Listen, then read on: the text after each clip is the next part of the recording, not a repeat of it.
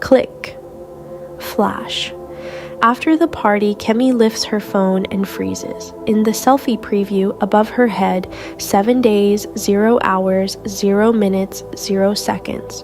Meet Kemi, sharp, stubborn, haunted, who thinks it's a glitch until a stranger's camera shows countdowns over every one. Worse, the more pictures she takes, the faster hers drains. What would you do if every snapshot stole your time and your brothers might hit 0 first? Before we dive in, hit that like button. Subscribe if you're new to this journey of shocking twists and chilling suspense. Let's get into it. It started after the party. The house still hummed. Someone kicked a bottle and it clinked. The bass leaned into the plaster, laughter leaking from the kitchen like water.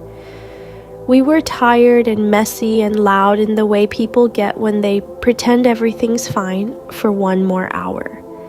I sank into the couch, phone warm in my palm, instinct more than thought. One more selfie, one more ridiculous face before the night ended. The preview hung for a beat as the phone processed, and then I saw it. The smile left my face before my friends could register it. Above my head, bright, glowing, 7 days, 0 hours, 0 minutes, 0 seconds. It sat there like neon nailed to nothing, too crisp, too precise. I blinked, tapped the screen, leaned in. Filters, right. Somebody is messing with me. I spun the phone to show them. Their faces shifted from giggles to irritation, and took another picture. Click, flash, same number, same impossible glow. It sat above me like a verdict. Later, when the crowd thinned and bodies flopped onto couches, I stayed up scrolling. Every photo from the night showed the number, even screenshots, like my gallery had been stamped with something I couldn't wash off. I told myself it was a bug, a glitch, some weird app.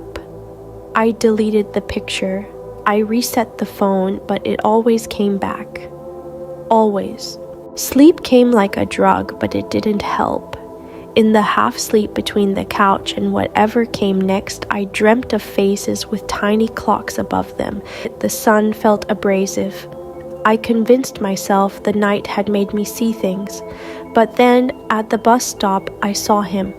A man with an old camera, snapping the crowd, deliberate and calm. Something hollow in me pushed me closer. I leaned over, peering at his preview screen. My blood turned to ice.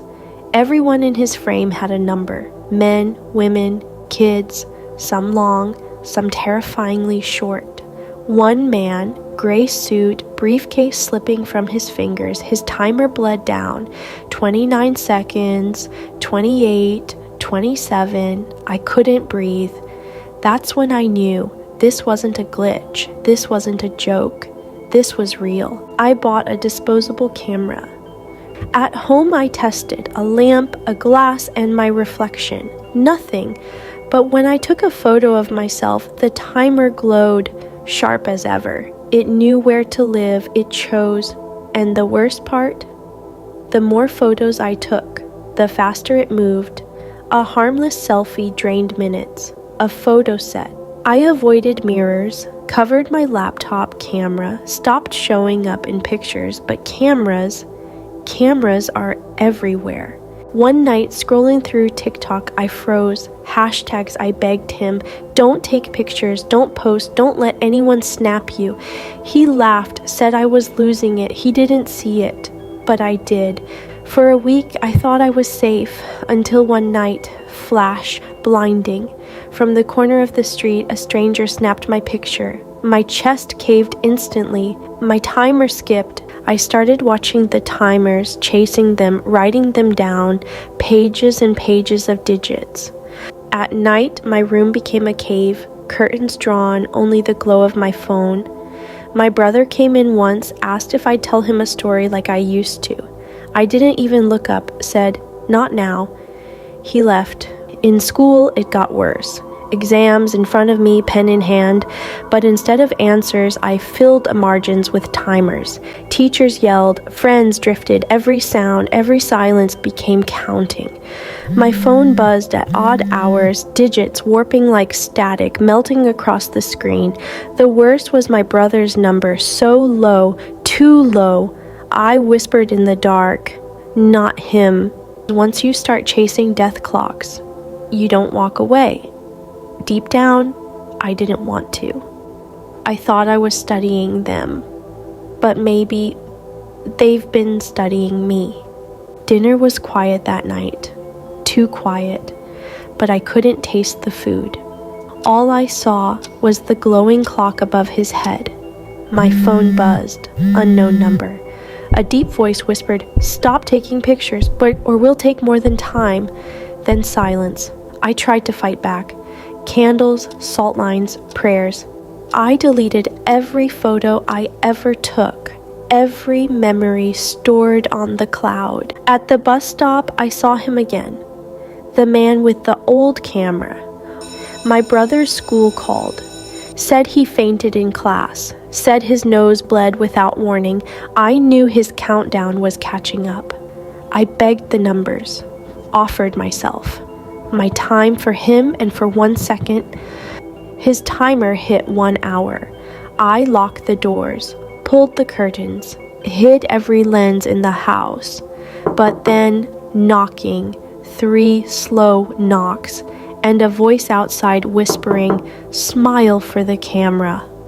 My screen glitched. Numbers stretched, split, twisted into letters. I didn't mean to press it. My finger slipped. One more photo, flash, and his timer vanished. I stared at the picture. My brother smiling, timer gone. But when I turned the camera toward myself, there were 2 countdowns above my head.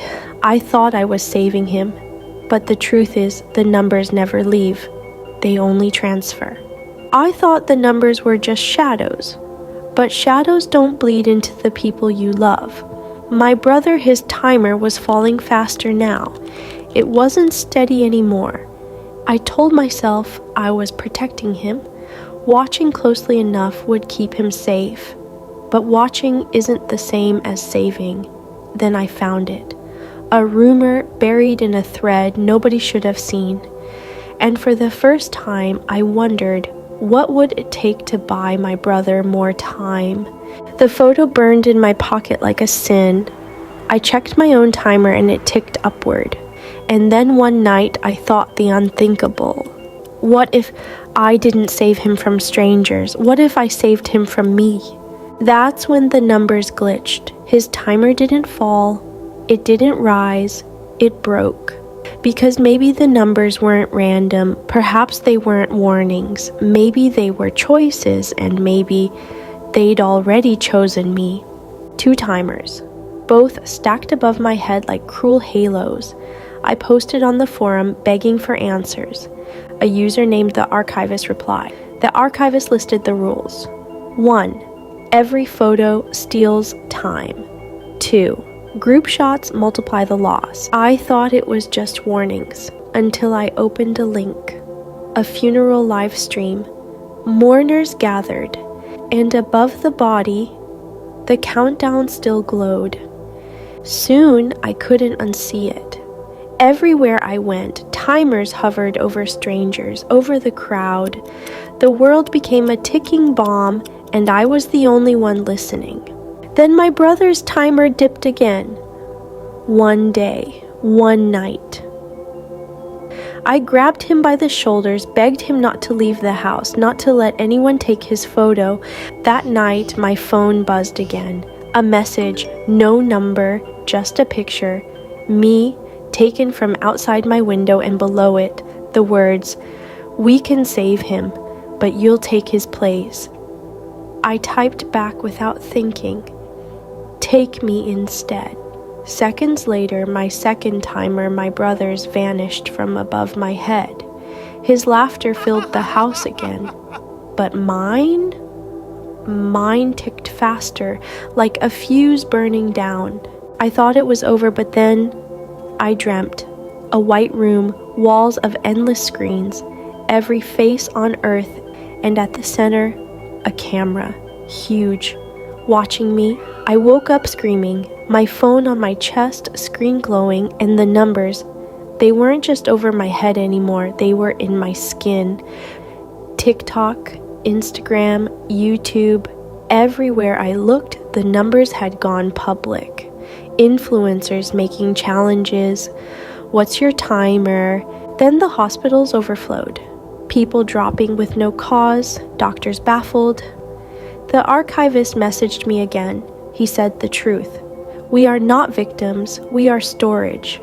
Every photo ever taken is a soul in waiting. Cameras don't capture memories, they harvest them. And then he asked me the question. I didn't answer because for the first time, I didn't know the difference. But Kemi's nightmare wasn't hers alone anymore. She had begun noticing the world itself was shifting. Strangers' countdowns blinked over their heads in reflections, and then came the man in white. No face, only presence. Every time the countdown neared 0 for someone nearby, she saw him standing at the edge of the frame, waiting.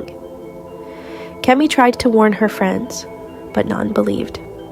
Until the first funeral. Her closest friend, Zara, whose countdown reached 0 during a laughter-filled dinner. One moment joy, the next, silence.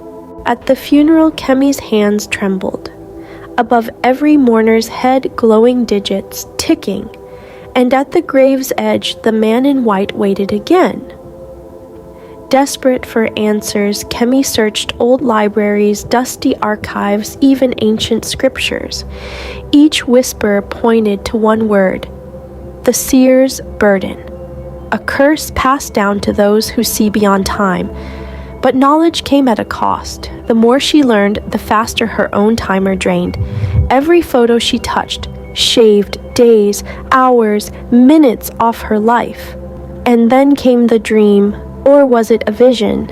A great hall filled with faceless figures, each holding broken clocks. At the center, a throne of shattered glass, and upon it, the man in white waiting for her. Kemi woke screaming, drenched in sweat, and there, above her bed, her own countdown. 6 days, 12 hours, 47 minutes, 13 seconds. Kemi could no longer hide. Her reflection, her phone, even shadows whispered her doom. The countdown was everywhere, and always beneath it, the faceless man, waiting. She sought help from priests, prophets, healers, but each one fell silent after meeting her gaze. Some saw the countdown too and recoiled in terror. Others whispered, "Child, you carry the seer's burden."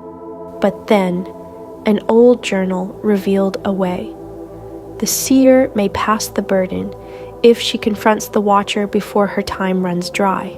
That night, she saw him clearer than ever.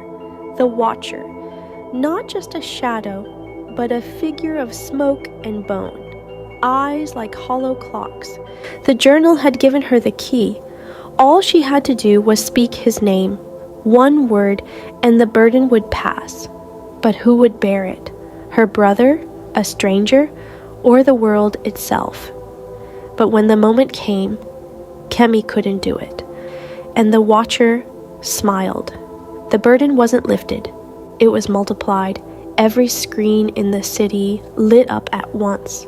Every mirror, every window. She thought she was cursed alone. But now the whole world shared her burden. And the watcher's game had only begun. The city awoke to terror. Strangers stopped in the street staring at the glowing digits above their heads. Some began taking pictures, trying to drain time from each other. Then came the hunters, those who learned to play the game, the ones who drained without mercy. I hope you enjoyed this story.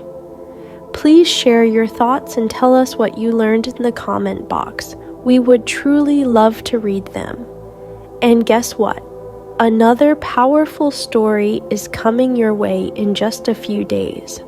So don't forget to subscribe to this channel and hit the like buttons. Most importantly, share this story with your family and friends. Thank you so much for watching.